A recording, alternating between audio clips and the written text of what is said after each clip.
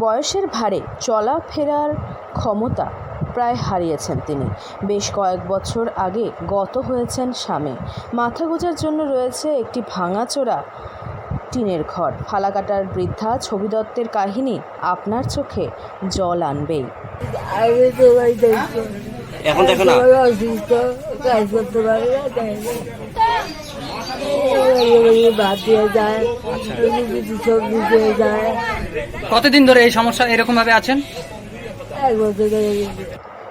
খাবার তৈরি করতে পারেন না, বাইরে বের হতেও কষ্ট হয়, বাড়িতে পানীয় জলের ব্যবস্থা পর্যন্ত নেই।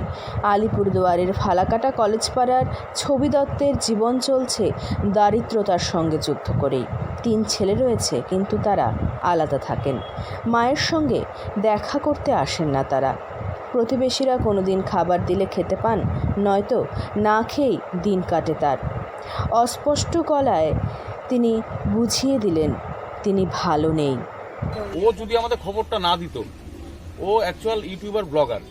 কালকে ওর ফেসবুকের মাধ্যমে আমরা দেখতে পাই যে একটা বৃদ্ধ মানুষ, তার 3 ছেলে থাকা সত্ত্বেও ঘরের এক কোণে পড়ে থাকে অন্ধকারাচ্ছন্ন অবস্থায়।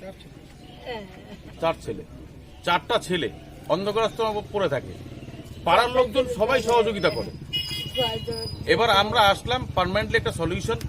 আমার সাথে আমার এই এলাকার যে কাউন্সিলর ভগীরথ আছেন, আমার ওয়ার্ডের সভাপতি খোকনদা আছে, বুথ সভাপতিরা আছে, ছাত্র যুব নেতৃত্ব ভাই পাপন থেকে শুরু করে সবাই আছে। তবে তার দুরবস্থার খবর জানতে পেরে এগিয়ে এসেছেন ফালাকাটার একদল যুবক।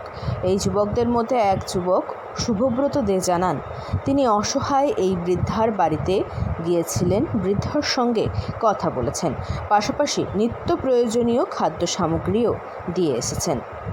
এই অসহায় বৃদ্ধা যেন প্রতিনিয়ত খাবার পান, সে ব্যবস্থাও করবেন এই যুবকেরা। পাশাপাশি প্রতিবেশীদের এই যুবকেরা জানিয়েছেন বৃদ্ধাকে একটু দেখভাল করে রাখার জন্য। আলিপুরদুয়ার থেকে অনন্যাদের রিপোর্ট, লোকাল 18 বাংলা।